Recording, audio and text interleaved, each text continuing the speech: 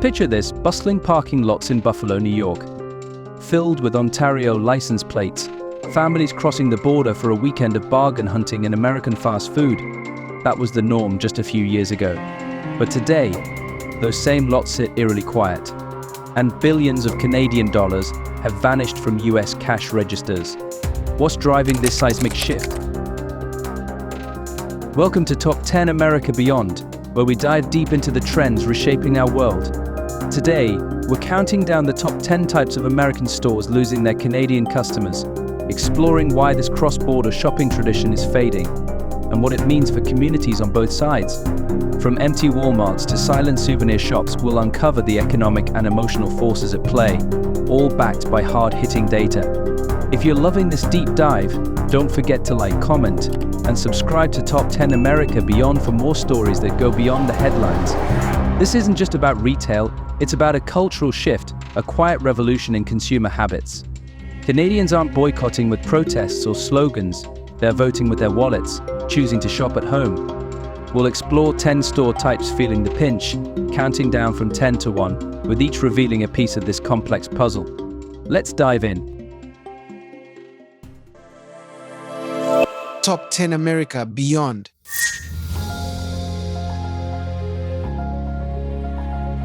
Number 10. Warehouse stores. Once upon a time, Costco and Sam's Club were meccas for Canadian shoppers. Families would drive hundreds of miles to Niagara Falls or Watertown, loading their carts with bulk packs of toilet paper, gallons of milk, and toothpaste cans the size of paint rollers. The mantra was simple: buy more, save more. These stores, with their low prices and membership perks, were the ultimate symbols of smart spending. For many, a Costco run across the border wasn't just practical, it was a point of pride. Fast forward to summer 2025, and the scene has changed. Retail chain reports show a 12% sales drop at border Costco branches in Q2 alone. The once packed parking lots are now sparse, and those giant carts sit untouched. Up to 25% of shoppers at some locations were Canadian, but that number has plummeted. Why? The math no longer adds up. With a weakened Canadian dollar, skyrocketing fuel costs and customs fees, the savings have evaporated. Add to that Costco Canada's competitive pricing, and the incentive to cross the border is gone. But it's not just about dollars and cents. Consumer mindsets are shifting. Minimalism, healthy eating, and waste reduction are trending. Canadians are rethinking bulk buying, opting for just enough instead of oversized packs. Home delivery in Canada, same day, app ordered, no membership required, has made US warehouses feel outdated. Some stores are cutting part-time staff, reducing hours, and even considering closing fresh food sections. These once thriving hubs are becoming literal warehouses, vast, stocked, but empty. The loss of Canadian shoppers is a blow to border economies, where entire supply chains, think food suppliers and delivery drivers, depend on bulk purchases. For Top 10 America Beyond, this shift is a wake-up call about changing values. What do you think? Has bulk buying lost its appeal in your shopping habits? Let's move to our next stop.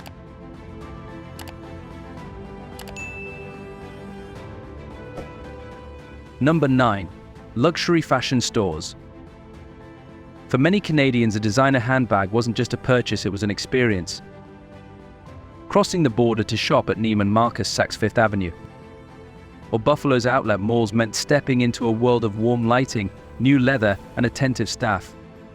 Pre-tax prices were lower, selections were richer, and the prestige of shopping in America was unmatched. A Gucci wallet or Moncler coat felt like a trophy of savvy deal hunting.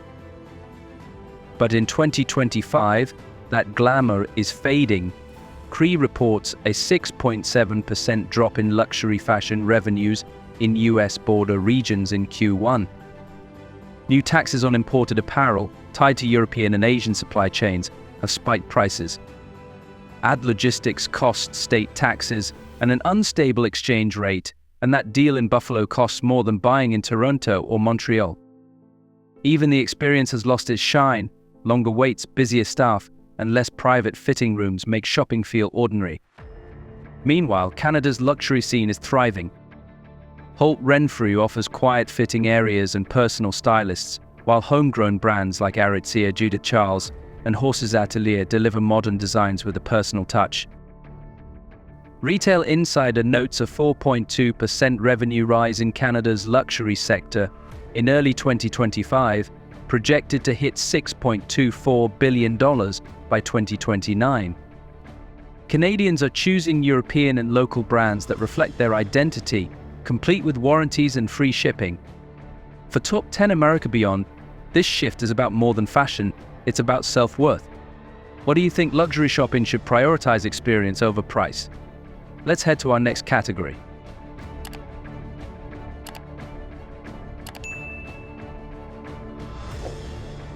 Number 8. Pharmacies. Pharmacies like CVS and Walgreens were once a staple for Canadian border hoppers. A quick stop to grab vitamins, eye drops, or anti-inflammatory creams saved a few bucks and offered more variety. There was a sense of reassurance in buying medicine in the U.S. It felt like a smart, reliable choice. But in summer 2025, these stores are eerily quiet.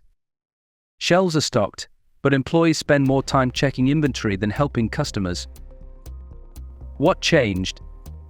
Health Canada reports that prescription drug prices in Canada rose just 1.2% in 2024, while US generic drugs jumped 8 to 10%.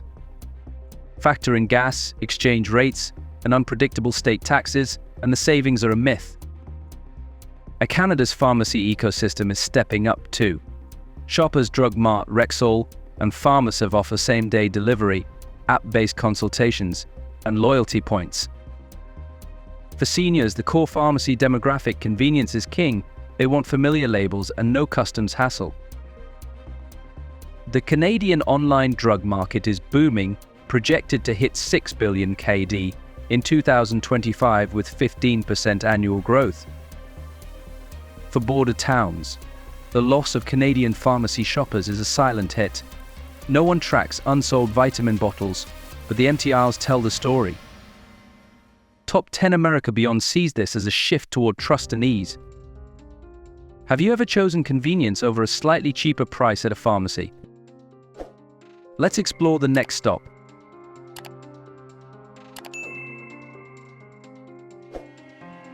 Number 7. Electronic stores. I remember the buzz of a new iPhone launch. Apple stores in Burlington and Best Buy in Niagara Falls were magnets for Canadians, their parking lots packed with Ontario and Quebec plates.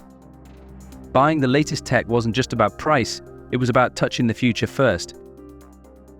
Deloitte's Tech Retail Monitor estimated Canadian shoppers contributed $270 million annually to US border tech stores, returning each season for the experience. In 2025, those lots are empty.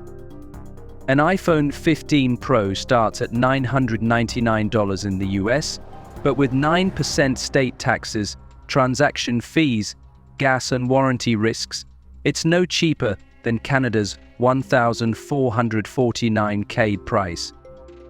A 25% tax on non-U.S.-made electronics, introduced in April 2025, has pushed prices higher. Ironically, Americans are now buying from Canada, using Amazon Canada or cross-border friends. Best Buy Canada, The Source, and Amazon Canada offer same-day delivery and robust support, making US stores redundant. Demo iPads sit untouched, and display counters are cleaned hourly for no one. For Top 10 America Beyond, this isn't just a retail shift, it's the dimming of America's tech pioneer image. Do you think online delivery has replaced the thrill of in-store tech shopping? Let's move on. Number 6. Souvenir shops in tourist cities. Souvenir shops in Niagara Falls, Buffalo, and Plattsburgh once thrived on Canadian tourists. I Love New York t-shirt, a Rainbow Bridge mug, or an Abraham Lincoln magnet wasn't just a trinket, it was proof of a memory. Canadians fueled these shops, but in May and June 2025, visitor numbers crashed. The Border Tourism and Retail Group estimates a $280 to $350 million loss for the souvenir sector in the first half of 2025. These shops, often family-owned, are struggling. Buy 3, get 1 free signs hang ignored, and keychains go untouched. It's not about price, it's about emotion. Canadians no longer see a US trip as a summer must-do, and they're resisting the 51st state label. Domestic spots like Niagara on the lake in Prince Edward County are booming, with local gifts like maple syrup and hand-printed art carrying pride. The quiet streets hurt nearby cafes and diners too. Top 10 America Beyond finds this shift heartbreaking, as these shops live on memories now fading. What's a souvenir that holds special meaning for you? Let's head to the next category.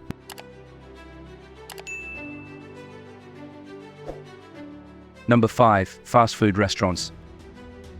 A Big Mac in Buffalo wasn't just a burger, it was an American adventure. Canadian families crossed the border for McDonald's, Wendy's, and Burger King, drawn by cheaper prices and the authentic vibe. Weekend traffic from Canada accounted for 30 to 40% of orders at border locations, with big families splurging on combos.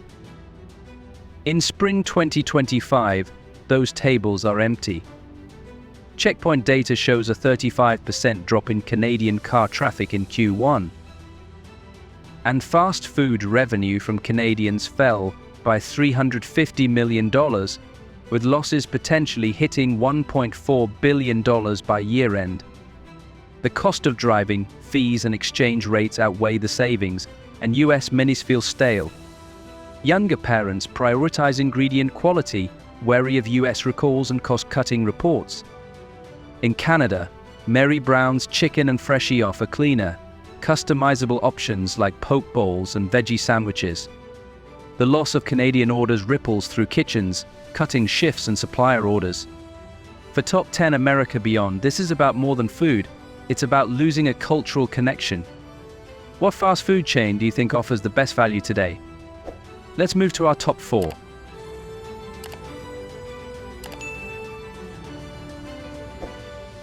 Number 4. Retail stores. Walmart, Target, and Macy's were once Canada's unofficial warehouses. In cities like Buffalo and Bellingham, Canadians made up 70% of weekend revenue, flocking for lower prices, taxes, and variety. Border strolling was a ritual, blending shopping with adventure. But in 2025, Erie County reported a drop of 35,000 Canadian vehicles in January and February alone, with retail tax revenue down $5 million. The weakened Canadian dollar, gas costs, tolls, and new import tariffs since early 2025 make cross-border trips a gamble. Walmart Canada's price cuts save shoppers $400 annually per PM estimates, while US border stores see customers vanish. Inventory is now managed weekly, seasonal hiring is paused, and shifts are cut. Entire border ecosystems, gas stations, currency exchanges, fast food are suffering. Dunham's June 2025 study found 71% of Canadians plan to buy less from the US, with 25% calling it a permanent shift. Top 10 America Beyond sees this as a wake-up call for border towns. How often do you shop at big box stores like Walmart?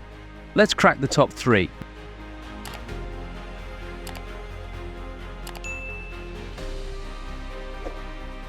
Number 3. Grocery stores.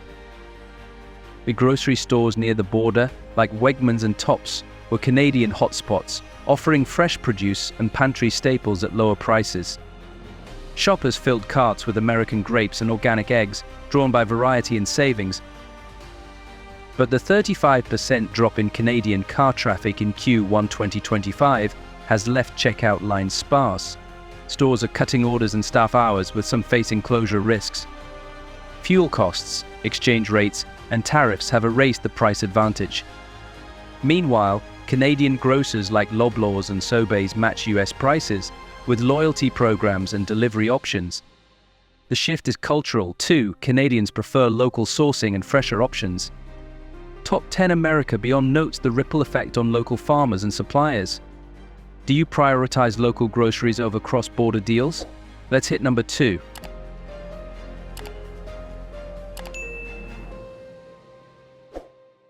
Number 2. Discount stores. Dollar stores and discount chains like Dollar General were Canadian favorites for cheap household goods. Shoppers cross for deals on cleaning supplies and snacks, boosting border economies. But the same 2025 economic pressures, exchange rates, gas tariffs have slashed visits. Canadian dollar stores like Dollar Mall offer similar prices with no travel hassle, and online options are growing. These stores, often staffed by part-timers, are cutting shifts and stock. The loss hurts small-town economies where every dollar counts. Top 10 America Beyond sees this as a shift toward convenience. What's your go-to store for budget shopping? Let's reach the top spot.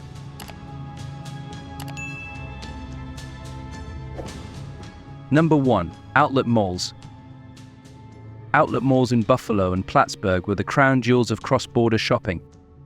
Canadians flocked for discounted Nike, Coach, and Levi's blending deals with a day trip. These malls fueled local hotels and restaurants, with Canadians driving 70% of weekend traffic. But 2025's 35% traffic drop has left stores quiet, with some brands reducing space or closing. Tariffs and exchange rates have raised prices, and Canadian malls like Vaughan Mills match the discounts. Shoppers now value time and ease over a border trek. The empty malls signal a deeper loss, the thrill of a US shopping adventure. Top 10 America Beyond mourns this fading tradition. When was the last time you visited an outlet mall?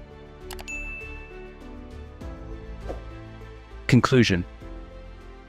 From outlet malls to warehouse stores, the Canadian retreat from US retail is a quiet revolution. It's not about anger, it's about choice. Economic pressures, better Canadian options, and a growing sense of national pride have shifted billions in spending. Border towns face job losses and economic strain, while Canada's retail thrives. This isn't just a story of commerce, it's about identity and values. What's next for Top 10 America Beyond? Share your thoughts below, and let us know, how has your shopping changed in recent years? Like, comment, and subscribe to stay with us as we explore more stories that go beyond the surface.